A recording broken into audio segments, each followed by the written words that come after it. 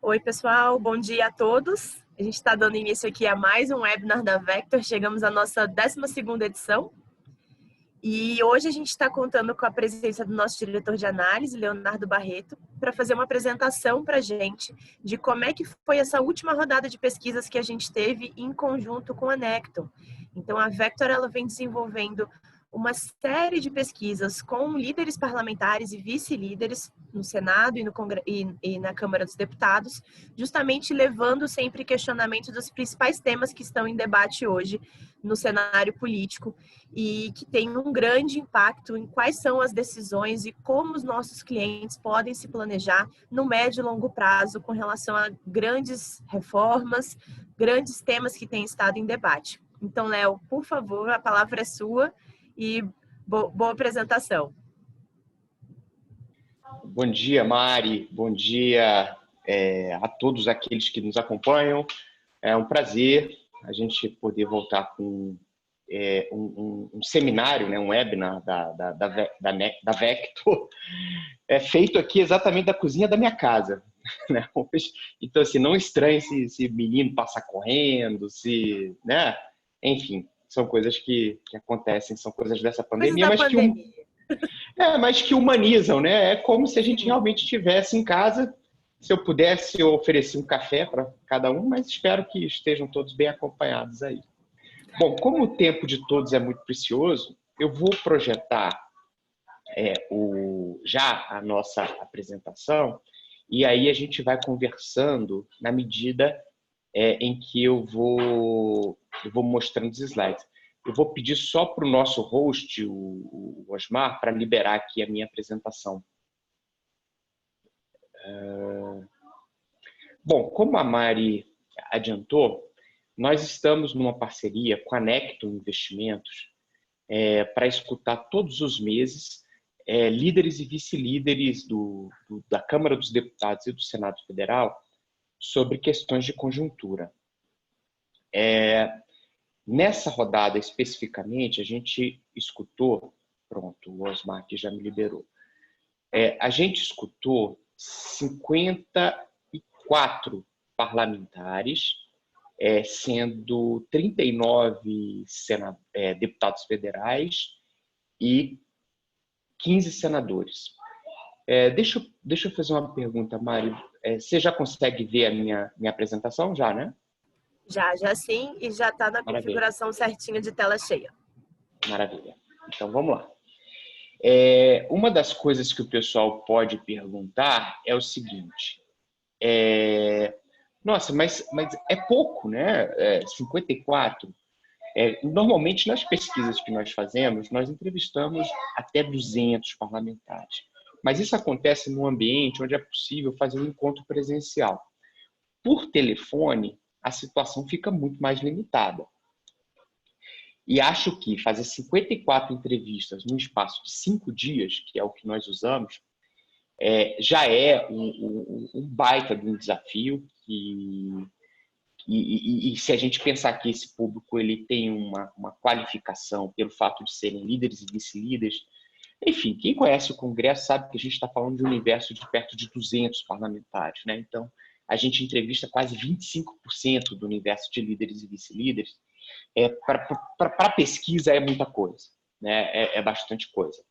Essa pesquisa especialmente, ela foi feita entre os dias 5 e 9.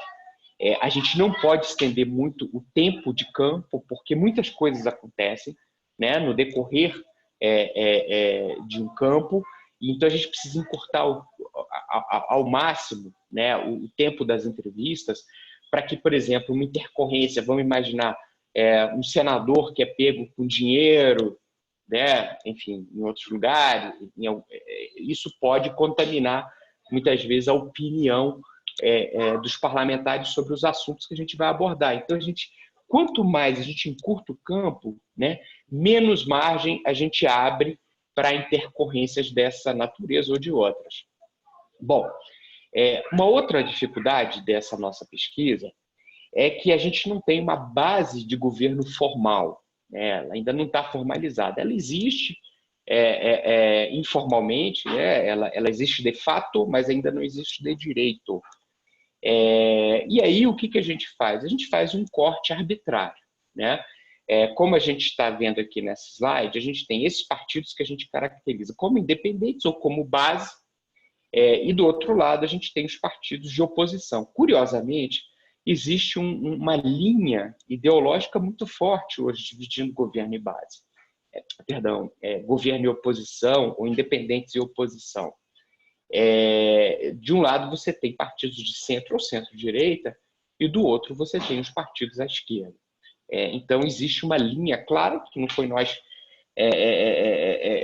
que definimos assim, né? A gente pega os partidos que têm votado sistematicamente contra o governo e, coincidentemente, esse é o pessoal que pertence mais à linha da esquerda. E isso dá uma configuração de 73% dos parlamentares pertencem a partidos da base ou independentes, né? E 27% dos parlamentares pertencem a esses partidos de oposição que estão aqui. Mas como essa linha ela não é nítida, uma das coisas que a gente faz questão de perguntar para cada parlamentar no início da pesquisa parlamentar, né, deputado, senador, como é que você se identifica em relação ao governo? E é curioso porque nessa última rodada que nós fizemos em agosto, nós temos uma divisão muito igual, né? 31% base, 33% independente e 33% oposição. E aqui vem a grande primeira informação do nosso estudo. Se a gente olhar em julho, entre julho e outubro, olha o que vai acontecer. Em julho, 23% dos parlamentares se identificavam como governo. Hoje, 31% se identificam como governo. Se a gente olhar aqui a oposição, 40% se identificavam, independentes, né? 40% se identificavam como independentes em julho e hoje 33%. Ou seja, o governo ele está melhorando a posição dele dentro do Congresso Nacional. Essa é a primeira mensagem que a gente vai ver retratado em toda a pesquisa. O governo melhorando a posição dele dentro do governo. A segunda mensagem que a gente vai ver, eu vou dar um spoiler aqui porque isso ajuda, é que, embora o governo tenha melhorado a posição dele dentro do Congresso, isso ainda não se refletiu numa agenda. Tá? A gente vai conversar mais sobre isso aqui no nosso caminho. A segunda pergunta, a gente pede para o parlamentar dar uma nota entre 0 e 10 sobre como ele avalia a relação do presidente Jair Bolsonaro com o Congresso Nacional. Essa pergunta também mostra, né, como a posição do governo melhorou. Né? Veja aqui, existe uma média 5,5, que, veja, em julho era 4,3. Na verdade, considerando os 4 estudos que nós fizemos de julho para cá, essa é a primeira vez que o presidente Bolsonaro passa de ano. E entre os independentes e a base, essa é uma nota de 6,6. Lembrando sempre, né? O que significa essa nota? Isso é bom, isso é ruim?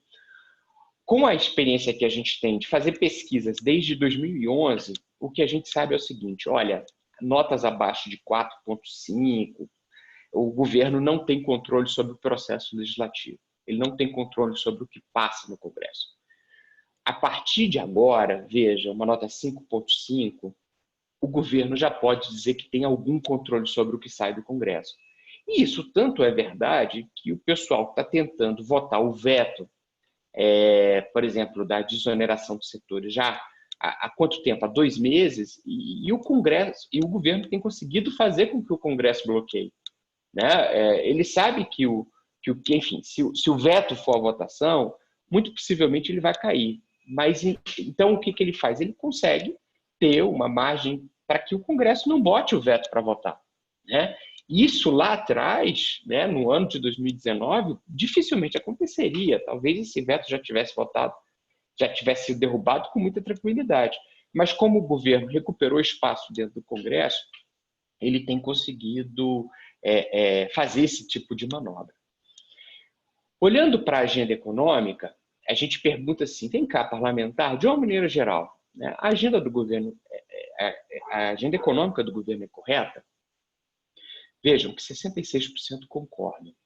Isso é um pouquinho pior, né, do que ele obteve em setembro, que ele tinha um resultado de 73%, mas olhando aqui para a base para os independentes, 77%, ou seja, ainda existe um nível de confiança naquilo que o governo vem fazendo e apresentando em termos de agenda, embora a gente vai ver aqui na frente, né, que praticamente as reformas que estão endereçadas não têm perspectiva de votação.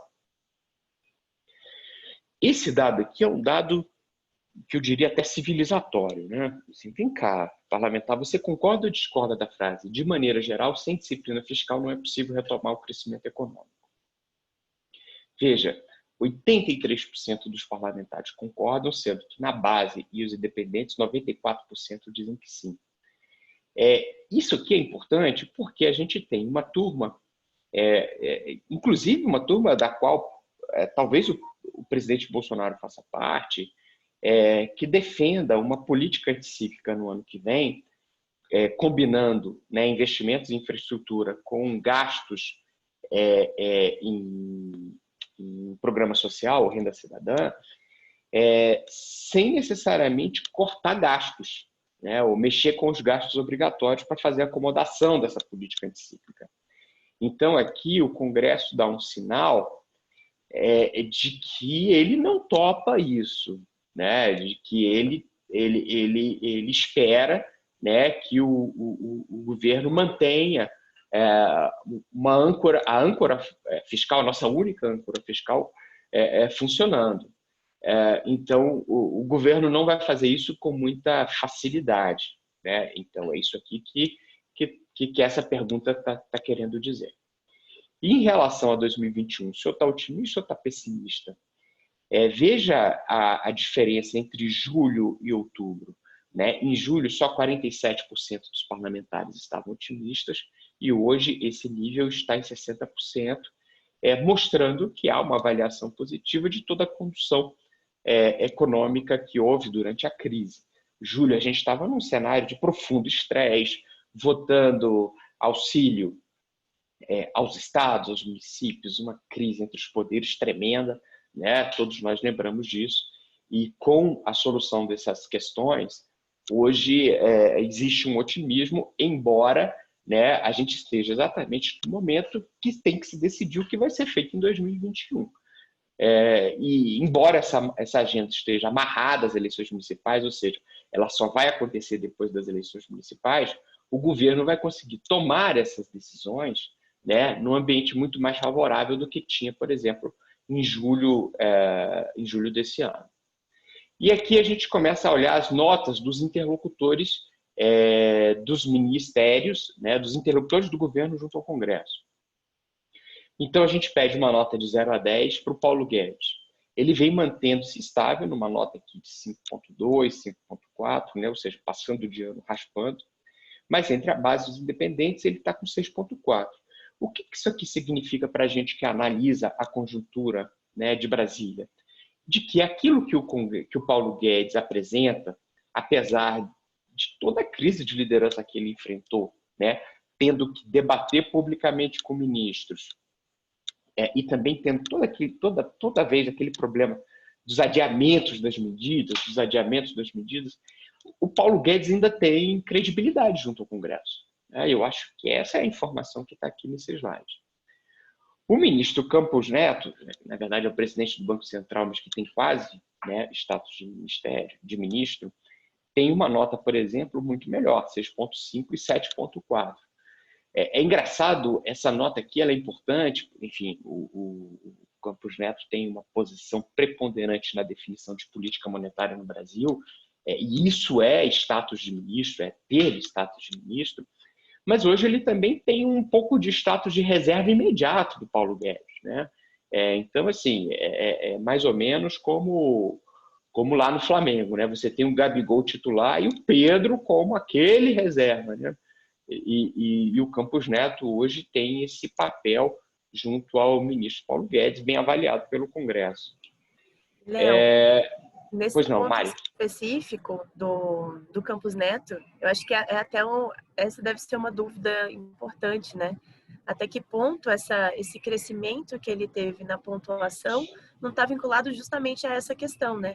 Ao nome dele já ser hoje um dos mais fortes para a substituição do Paulo Guedes. Então, a gente pode ter tido, inclusive, alguns membros da oposição que antes não teriam nenhum tipo de posicionamento, nem favorável e nem contrário ao Campos Neto, mas que agora dão um aval positivo, uma nota mais alta positiva para o Campos Neto, justamente por vê-lo como alguém a substituir Paulo Guedes, né? Que acaba sendo uma figura muito significativa, né, para a oposição hoje, né? Ou seja, ele dá uma nota alta até para criar intriga, né, Mari? Mais ou menos. É bem por aí. Porque a gente tem que lembrar que os parlamentares que respondem essa pesquisa, a gente tenta valorizar no questionário a posição do parlamentar enquanto um analista, né? Mas ele também é participante do jogo. Então, essas perguntas, muitas vezes, elas têm um quê de desejo, né? Um quê de tentar influenciar também o que esse tipo de leitura de conjuntura passa. Mas você tem toda a razão, Mário. O fato é que o Campos Neto ele tem um estoque de credibilidade que deve vir, talvez, da sua atuação, embora no mercado a gente saiba que existe hoje um debate muito grande se o Banco Central, se o Copom exagerou ou não na redução da Selic, né? Existe um debate forte, mas esse debate, pelo visto, ele não contamina os parlamentares, né? que ainda possuem um grande estoque de confiança no Campos Neto. Rogério Marinho tem uma nota de 6,4, uma média, e entre a base e os independentes, 7,1. E o Rogério Marinho acabou se constituindo como um grande adversário do Paulo Guedes, mas eu acho que essa é uma perspectiva ruim, porque se a gente se lembrar das grandes divisões de debate econômico que você tinha lá atrás, por exemplo, Pedro Malan e José Serra, né, monetaristas e desenvolvimentistas. Aí depois, no governo do PT, você tinha Meirelles, Palocci, que eram ali monetaristas, né, contra os desenvolvimentistas, que eram o restante do partido inteiro.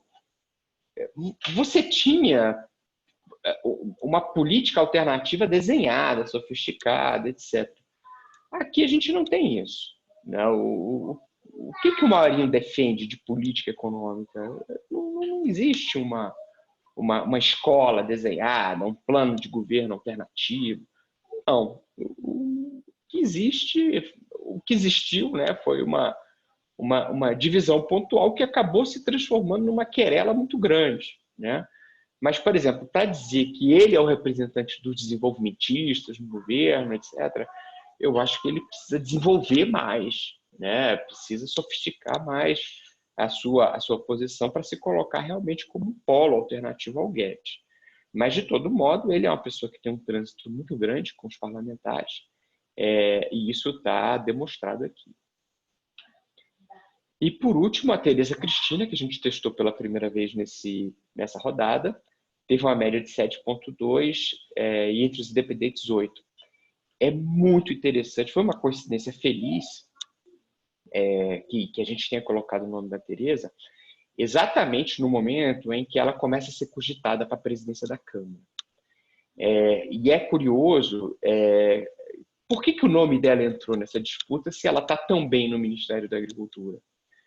Muito possivelmente, essa é uma hipótese que a gente trabalha, o nome dela foi jogado pelos grupos que desejam bloquear Arthur Lira, né? Ou seja, se o próximo presidente tem que ser alguém com proximidade ao governo, e o Arthur Lira surfa muito, né, nesse ativo, né, para poder se apresentar como um candidato forte, Dessa vez, assim, por que então não jogar a ministra Tereza Cristina, que então pode pode se colocar como um concorrente à presidência da Câmara, nesse status, né, tendo um apoio do presidente. Então, é curioso que a Tereza Cristina tem, inclusive, uma boa nota na oposição, né? Então, se ela decidir entrar, ela tem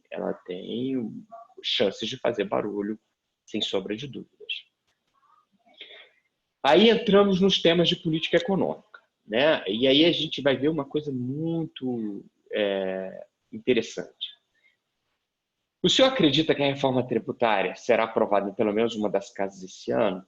75% disseram que não, né? Veja que em julho, 61% acreditavam que isso ia acontecer. Então, para esse ano, a reforma tributária realmente parece enterrada, né? Depois a gente comenta um pouquinho mais sobre isso, mas olha, esse é o mesmo destino da reforma administrativa. Só 10% acham que ela pode ser votada em pelo menos uma das casas neste ano. 86% disseram que não, né? E essa é uma visão compartilhada tanto pela oposição quanto pela base e pelos independentes. E aqui a gente tem um dado interessante. A gente faz essa pergunta sobre o Pacto Federativo, né? Se ela será aprovada em pelo menos uma das casas esse ano. 76% disseram que não. E por que esse dado é interessante? E ele apresenta uma certa contradição. Porque a PEC do Pacto Federativo é a PEC que vai possibilitar pagar o Renda Cidadã. Pelo menos é isso que está, né, na cabeça de todo mundo. É ali que você vai cortar alguma despesa ou definir uma condição para que seja possível colocar no orçamento uma previsão para o pagamento do Renda Cidadã sem ferir o teto de gastos, né? Então, seria natural que o Pacto Federativo tivesse uma expectativa de ser votado. Até porque, veja aqui, 57% dos parlamentares acham que o governo vai aprovar um Renda Cidadã até o final do ano, né? Então, o que acontece? O governo endereçou que quer pagar o Renda Cidadã, mas não disse ainda como, né? Não estabeleceu ainda como é que vai fazer isso. Não apresentou a receita. E isso é verdade tanto para a opinião pública quanto para os parlamentares, que também não têm ideia. E acho que isso explica por que a PEC do Pacto Federativo ainda não está endereçada. Agora, olha só que surpresa isso aqui. O senhor acredita que o imposto sobre transações digitais, para que seja possível desonerar a folha de pagamento, será aprovado? 51,7% disseram que sim. Veja, pessoal, em agosto a gente fez uma pesquisa, a mesma pesquisa, perguntando se isso iria acontecer, né? Se uma CPMF seria aprovada para poder pagar a desoneração, se isso seria positivo ou não. E naquela oportunidade, apenas 33% dos parlamentares concordaram. Agora são 51,7%, sendo que a gente tem uma boa base de suporte também na oposição. Então, assim, essa é uma grande surpresa, exatamente porque vem numa semana que o Guedes quase que jogou a toalha sobre esse assunto, né? Então, existe aqui uma chance e talvez é um sinal de que a articulação política do governo já está trabalhando para que essa proposta ela receba uma boa acolhida quando ela for enviada pelo ministro da Economia de uma forma definitiva. Aí veja só que interessante. Em sua opinião, o pagamento da renda cidadã justifica o rompimento do teto de gasto? 74,9% disseram que não, né?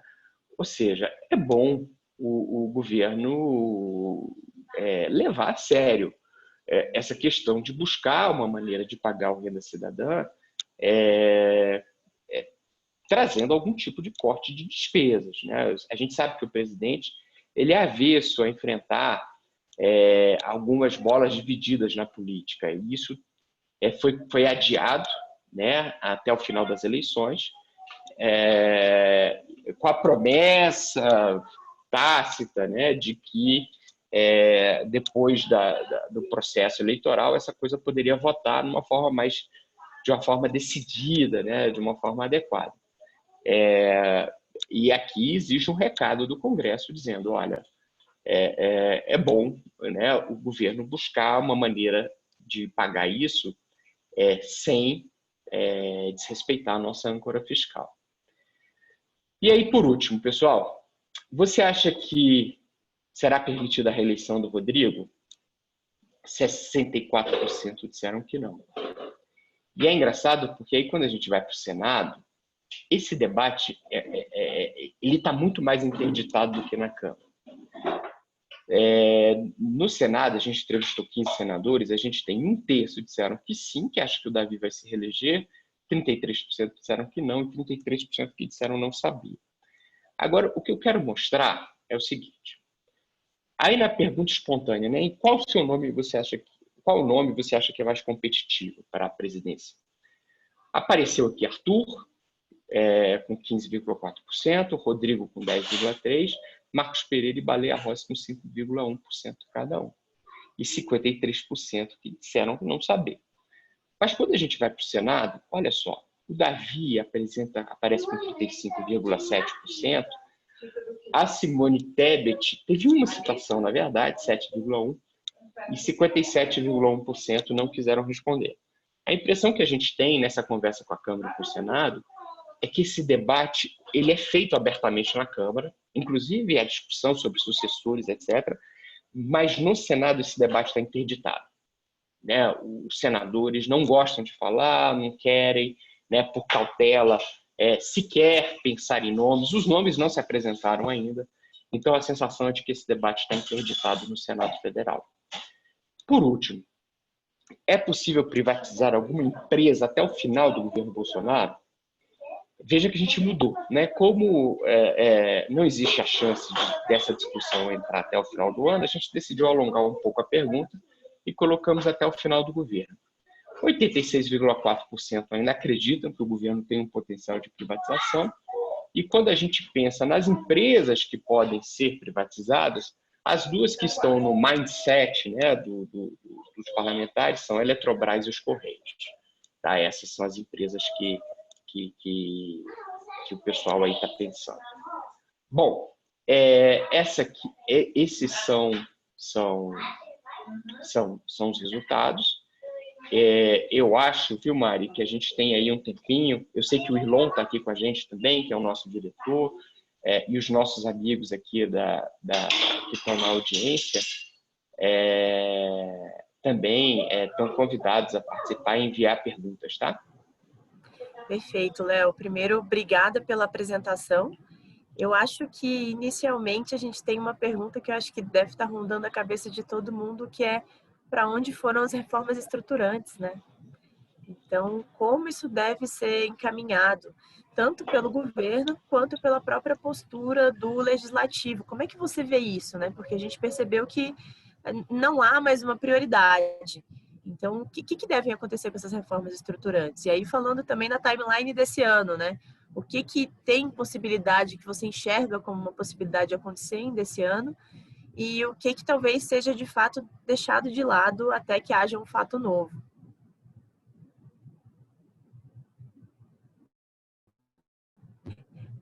Fazendo literalmente na cozinha, tá tudo bem. Não, literalmente na cozinha. Olha, Mari, vamos lá, né? Acho que a gente tem 2 cenários base. E aí, como acadêmico, eu vou usar a metodologia dos tipos ideais do Weber. Né? Então, assim, num extremo, você tem o governo dizendo assim, olha, eu vou fazer política anticíclica, pagando renda cidadã, colocando uma grana para investimento público.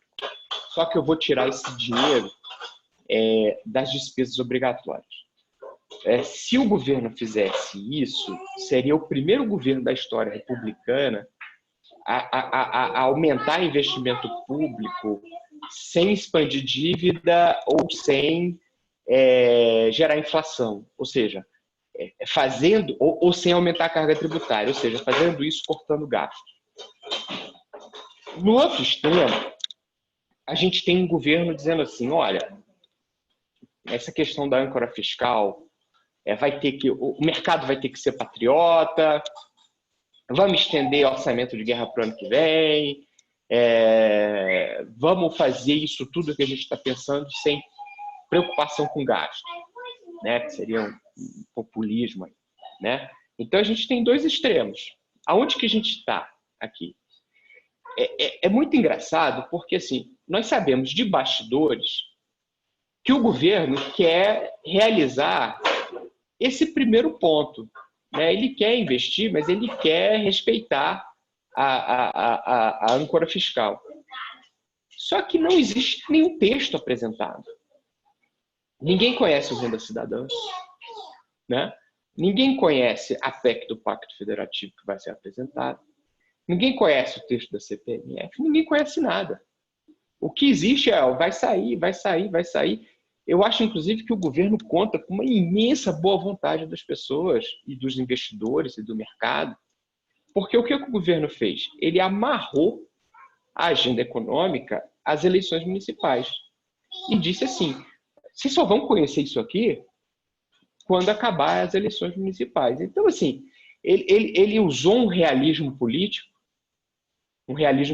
dizendo, olha, não, nós vamos respeitar as eleições. E é engraçado que, nesse aspecto, ele fez o que o Fernando Henrique fez em 98 e o que a Dilma fez em 2014.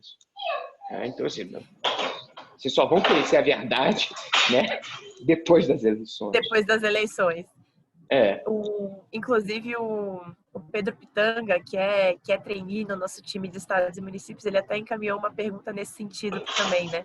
Justamente perguntando como é que as eleições municipais podem mudar o panorama e a pauta das reformas propostas pelo governo, né? Até que ponto, de fato, eleições são uma desculpa, entre aspas, aceitável, e até que ponto depois das eleições pode ser que algo aconteça de fato. Eu acho que a frase que a gente mais ouviu nesse governo foi daqui a 2 semanas. Daqui a 2 semanas. E depois de 2 semanas a gente escutou daqui a 2 semanas de novo. E agora virou eleições. Então, o que você acha, assim? O que acontece depois das eleições? Sem querer invocar uma bola de cristal, tá? Não, é boa essa pergunta, porque ela é a pergunta que importa, né? Porque, vamos imaginar assim, por isso que eu estou falando, o governo ele conta com uma boa vontade do mercado, porque o que o governo está dizendo olha, depois da eleição a gente vai montar uma coisa muito bacana aí, todo mundo vai gostar, etc. Mas a gente vai ter, sei lá, 30 dias, né, até o final de 2021. Isso vai ser suficiente? Vai dar tempo? Se você for pensar do ponto de vista factual, o governo está jogando um jogo muito perigoso, né? E aí você tem, então, assim, qual é o cenário mais provável entre os dois? Né? Olha, eu acho que tem 2 cenários entre esses extremos que a gente pode trabalhar. O primeiro cenário é o seguinte, o governo consegue, assim, me desculpe o uso da palavra, mas o governo consegue entubar, né, o mercado. Então vai dizer assim, não, ele diz que vai fazer, diz que vai fazer, diz que vai fazer, mas na hora que o mercado se der conta, o orçamento já foi, ele tem umas pegadinhas aqui e ali, e o governo consegue empurrar uma agenda sem fazer o dever de casa e espera que o mercado assimile, que a arrecadação reaja, e aí você consiga reduzir o custo. O cenário C, a gente já falou do A, B e C, né? O cenário D seria o seguinte, o governo tenta fazer isso, não consegue aprovar nada, o mercado reage, aí ele promete aprovar até julho do ano que vem a reforma administrativa. Ou promete aprovar até julho do ano que vem a PEC do Pacto Federativo, e aí ele ganha algum tempo com o mercado. Né? Então ele passa a agenda de reformas para julho, E aí ele fica negociando esse time com o mercado. Agora, qual que é o problema? O problema é o seguinte, as expectativas econômicas vão para o buraco, né? Sinceramente, eu acho que assim, em muito tempo, eu não tinha uma expectativa, assim, abriu uma janela muito interessante para a economia, né? Assim, os índices de confiança melhorando, o governo, como a gente mostrou na pesquisa, reconstruindo a base dele no Congresso, ganhando tração, uma agenda interessante. Assim, poxa, se o governo conseguir endereçar isso aqui, você pode ter um ano de 2021 muito bom. Mas aí o governo simplesmente decidiu esperar, né? E conta com uma boa vontade, a gente vai ver. Agora, voltando ao Pitanga. Olha, as eleições municipais vão criar uma situação muito interessante, porque é o seguinte, o Bolsonaro ele tinha decidido que não ia participar das eleições municipais, né? Tanto é que quando ele sai do PSL, esse era o objetivo. Ele não queria que o pessoal ficasse interpretando o resultado do PSL como se fosse um referendo sobre o próprio governo dele. Mas, aí o que acontece? Ele melhora, né? A popularidade dele melhora. O pessoal que assina o nosso produto Eleições ontem, né, recebeu a nossa atualização. Nas capitais e nas principais cidades, o movimento à direita continua a todo vapor. Aliás, está acontecendo um fenômeno interessantíssimo, que é o seguinte, a centro-direita se apropriando das políticas de transferência de renda, retirando da esquerda a sua principal bandeira. Então, existe uma boa possibilidade da gente terminar outubro com uma avalanche de prefeituras do Centrão, da centro-direita, e o Bolsonaro cantando vitória com esse pessoal. Eu acho que isso vai gerar um adensamento das relações do Bolsonaro com o Centrão, e isso vai levar à construção de uma força política mais orgânica para chegar a 2022. E olha só que interessante, você vai ter as legendas do Centrão dando suporte ao Bolsonaro, e o Bolsonaro, como não está afiliado a nenhuma delas, ele vai ficar flutuando sobre elas. E é engraçado porque isso é diferente, por exemplo, do que você tinha no Fernando Henrique ou tinha no PT, né? Que o Lula tentava o tempo todo equilibrar aquele negócio, não, eu vou agradar o PT aqui e a base aqui, e aí gerava aquele constrangimento, etc. No caso do Bolsonaro, ele não vai ter esse problema, né? Porque ele não está ligado a nenhuma legenda, ele vai ficar flutuando entre as legendas de apoio. Eu acho que ele vai construir uma base muito importante, né? Vai se solidificar essa base. Só que é aquela história, né? Com grandes poderes vem grandes responsabilidades, né? Se em 2019 o Congresso assumiu a bronca de votar as reformas que eram necessárias, no final do ano o Bolsonaro vai ter que assumir essa responsabilidade. Agora, notícia boa, ele vai ter tração política para isso. A notícia, mais ou menos, a gente ainda não sabe quais reformas vão ser essas. E aí, eu até emendo numa pergunta que você, em parte, já respondeu, né? Que é justamente por que o Bolsonaro teve esse crescimento, né? Esse aumento na avaliação dele nesse relacionamento com o Congresso Nacional. E também você já falou um pouquinho sobre isso, mas quais são as mudanças que a gente vai ter de fato nas aprovações no Congresso Nacional, das políticas, dos projetos enviados pelo Poder Executivo, com essa aproximação do presidente ao Centrão? Mari, essa pergunta ela é muito importante, inclusive para os nossos clientes, né, que têm interesses, né, que estão sendo decididos lá dentro do Congresso. Assim, eu acho que o suporte do Congresso ao Bolsonaro ele aumenta em função, de forma simplificada, né, em função de 3 fatores. O primeiro fator é a popularidade do presidente, isso ajuda, né? Você quer estar do lado da pessoa que é boa. Olha o Murilo aqui, ó. Oi. Oi, Murilo, meu pequeno passou aqui há pouco também. Tô dando aula. A segunda coisa é, primeiro, a popularidade do presidente. Em segundo lugar, o fato do governo ter muito recurso, né, que interessa aos parlamentares. E é muito curioso isso. Eu acho, viu, Mari? Esse é o cenário básico que a gente está trabalhando para os nossos clientes, da Vector.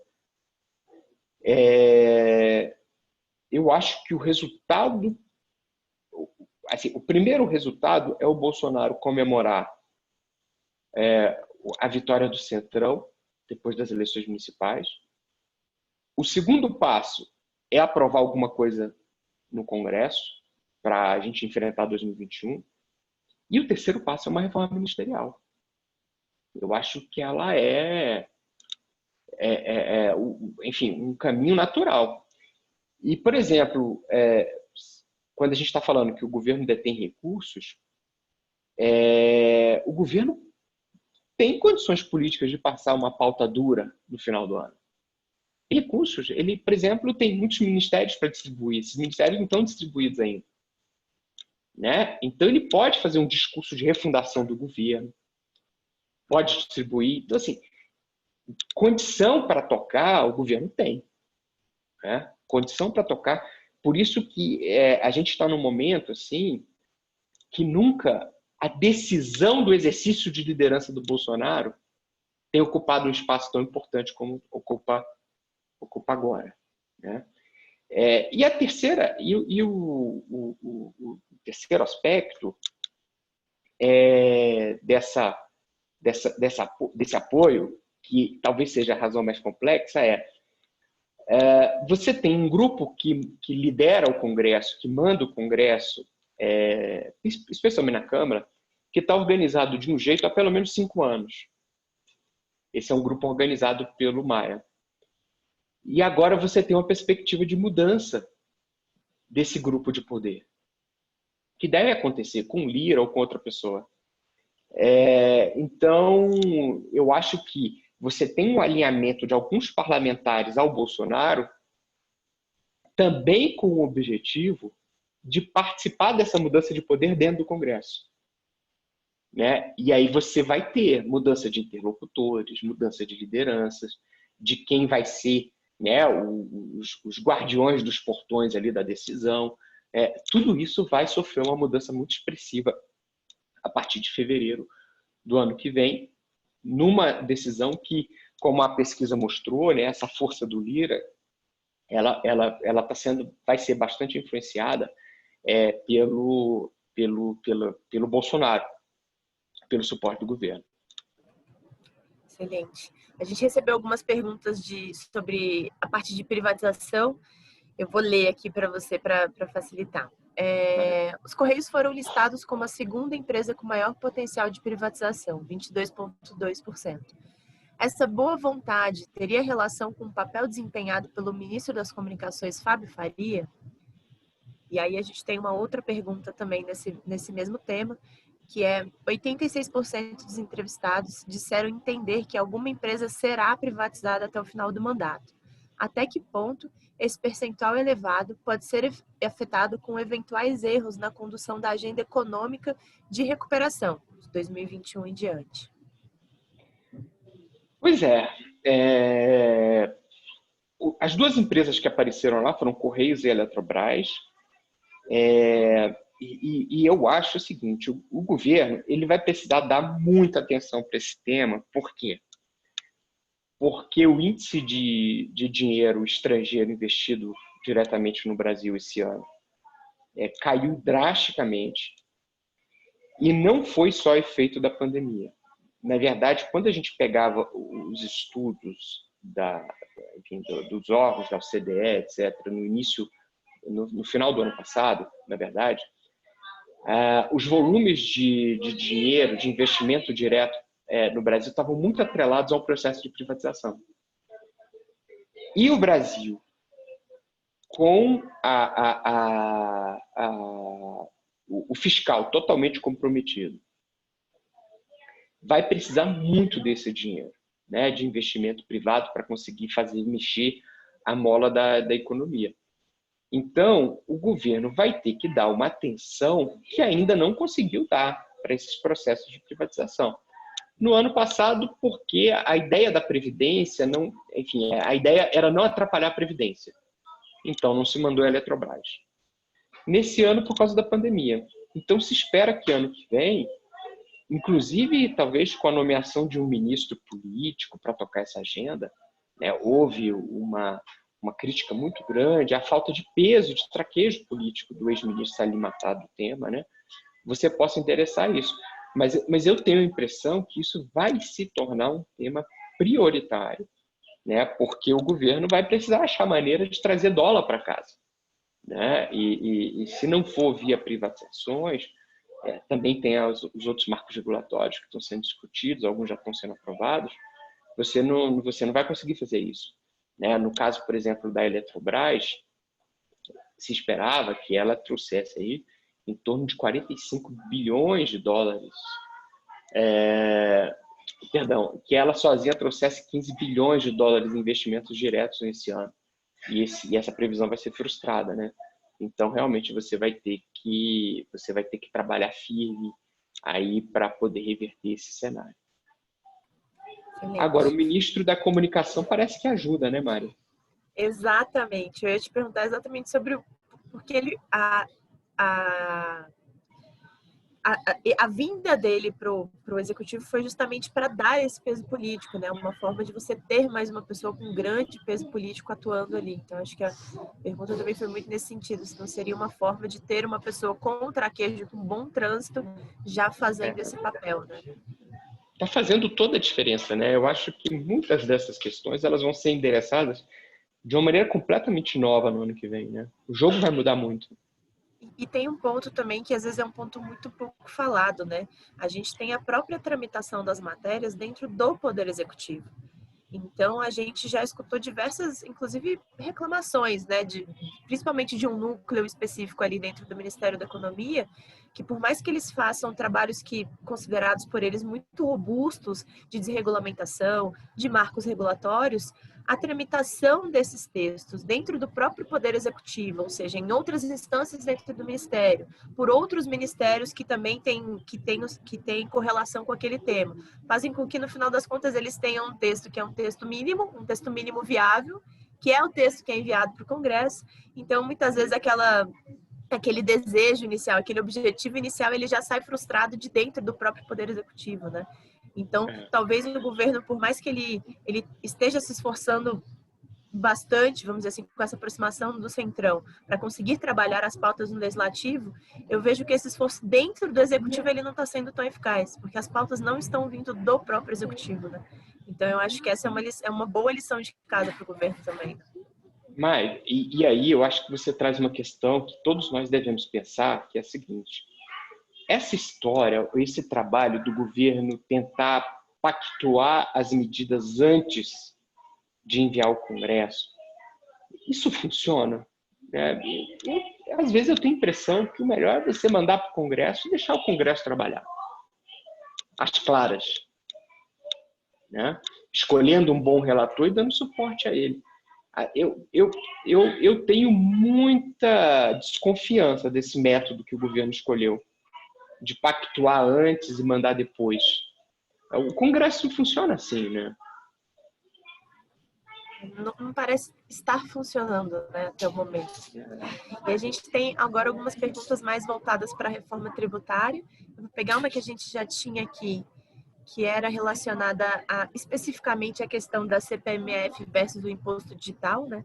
Então, você comentou, enquanto você passou por esse slide do imposto digital, que a gente teve uma mudança significativa, né, na postura dos líderes, dos congressistas, com relação ao apoiamento ou não da votação de uma nova CPMF, mas a pergunta é justamente no sentido da nomenclatura. Porque, salvo engano, a pesquisa anterior ela levava em consideração a nomenclatura CPMF. E nesse momento agora o governo ele tem se esforçado para utilizar imposto digital, imposto mínimo digital. Até que ponto essa mudança da nomenclatura tem impacto nesse resultado também? Não só toda a questão política envolvida, mas também a nomenclatura. E aí eu já vou Já vou só emendar numa outra pergunta que a gente recebeu, que foi do Eduardo Lima Queiroz. Ele faz saudações à sua apresentação e a pergunta dele é: com base nos resultados, como será iniciado o debate sobre reforma tributária em 2021? Ainda com base na PEC 45? Ou os resultados já indicam uma mudança no debate com base na tributação de transações financeiras? Então, duas perguntas mais ou menos na mesma linha. Pois é. Olha, eu acho que se o governo conseguir achar um formato que mostre, né, que o pessoal já estava até dando o nome de Digitex, né? Assim, que tribute uma base que ainda não é tributada, ou retire um pouco o peso, ou mostre os benefícios de uma desoneração e consiga arrebanhar apoio da opinião pública. Enfim, são todos aspectos que fazem parte de um processo de construção de uma narrativa vencedora, né? Se você conseguir... O ministro não luta à toa, né, para retirar o nome CPMF ele sabe disso, né? Todos nós sabemos disso. Então, por exemplo, na Espanha agora ocorreu. O pessoal aprovou uma CPMF lá, com uma alíquota de 0,2, e também vai tributar as Big Techs, né? Então é muito engraçado, porque uma crítica que se fazia à CPMF era assim: nenhum país grande ou desenvolvido adota a CPMF. Agora a Espanha adota. Então esse artigo, assim, acho que o pessoal tem que olhar para lá e ver como é que faz, mas realmente assim, se você for pensar, né, Mari, as críticas à CPMF eu acho que são todas pertinentes. É um imposto ruim, né? Gera realmente a possibilidade de um traqueamento, né, das pessoas por parte da Receita. Ninguém, enfim, incide em cascata, tem tudo isso. Agora, o resultado compensa, né? Assim, o esforço compensa. Você vai conseguir aliviar mesmo? Você vai gerar emprego? Por exemplo, você vai ter milhões de famílias que vão deixar de pagar INSS, por exemplo, de funcionários domésticos. Dependendo, isso é uns 200, 300 reais a mais que o cara vai incorporar lá no orçamento da casa dele. Você vai gerar uma formalização, sei lá, de 1.800.000 pessoas assim. E essa grana, 200, 300 reais, de repente vira parcela de um carro, de um eletrodoméstico, de uma televisão, incentiva o mercado. Então, assim, são essas contas que o pessoal precisa fazer para você começar a discutir isso racionalmente, né? Agora, na minha opinião, Mari, eu acho que esse jogo da reforma tributária ele vai ser zerado, viu? Na hora de você substituir o presidente. Porque o Rodrigo Maia se envolveu bastante, né? E no momento em que ele sair, eu tenho a impressão que esse jogo vai ser zerado. E você vai... Assim, isso não significa que você não tem um ponto de partida, igual a reforma da Previdência, né? Quando o Temer e o Meirelles saíram, você zera o jogo, mas você já tem um monte de consensos que dão sustentação para que uma nova proposta avance de uma forma rápida. Mas eu acho que, do ponto de vista político, a possibilidade desse jogo zerar com a mudança da presidência é uma boa possibilidade. E aí agora a gente já encaminhando para o encerramento, né? Já vai dar quase 1 hora. E aí eu acho que a gente pode encerrar. Primeiro, antes da gente encerrar, eu queria só parabenizá-lo pelo Dia dos Professores ontem. Você obrigado. e tem sido um grande professor e mestre para todos nós aqui na Vector. Então, acho que cabe a gente fazer esse agradecimento público, porque a gente, de fato, tem aprendido muito com você todos os dias. Então, muito obrigada por isso. E aí, vamos para a pergunta de encerramento, né? Que eu acho que é justamente a gente entender como é que vai ser, então, essa nova configuração de poder para 2021, né? O que esperar de 2021, já que a gente já tem tudo colocado para depois das eleições e a gente vai ter um período muito curto ali no final do ano, sobre o qual a gente já falou um pouquinho. Eu acho que a gente pode entender um pouquinho o que a gente espera agora de 2021. Olha, Mari, primeiro, muito gentil da sua parte, lembrar do dia 15, obrigado. Olha, eu acho que uma configuração muito possível é a seguinte, para ser muito objetivo. Bolsonaro com muita capacidade de voto no Congresso, mas uma capacidade potencial, né? Ele vai ter que fazer uma coisa que ele ainda não fez em todos os 2 primeiros anos de governo, que é gerenciar uma base de governo, né? Então, assim, potencialmente um governo com capacidade de tocar uma agenda, com uma agenda que está pronta. Isso é muito importante, as propostas estão prontas, a gente só não conhece, né? Mas, assim, com capacidade técnica, sabe o que precisa, com suporte de popularidade, que pode receber um abalo aí com a redução do auxílio empresarial, mas de todo modo está aí. Então, assim, um governo que tem, na minha opinião, muita condição de tocar uma agenda. Uma mudança do grupo no poder na Câmara dos Deputados, que vai mudar muito, assim, por exemplo, interlocutores, vai, por exemplo, zerar o jogo da reforma tributária. Uma economia que vai embora em frangalhos, né, com 5% de queda do PIB, com muita confiança na condição governamental, em função, né, do papel que o auxílio exerceu, etc. Então, assim, eu acho que a gente tem uma boa condição potencial para o ano que vem, né? Agora, como isso vai ser aproveitado? Eu acho que essa é a grande incerteza de todos nós aqui. A incerteza do mercado, a incerteza dos observadores. O presidente vai ter liderança para fazer isso, né? Vai compreender, vai ter capacidade de tocar. Eu acho que essa é a pergunta, né? E acho que se ele conseguir endereçar, por exemplo, a PEC do Pacto Federativo, regulamentar o teto de gastos, ele ganha margem para fazer políticas de transferência e de obras até com uma condição muito mais tranquila. Então, assim, eu diria, assim, desde 2013, ninguém pode ser otimista no Brasil, né? Está proibido. Mas eu vejo de uma maneira positiva o ano que vem. Eu acho que as decisões boas são conhecidas e há condições de tomá-las.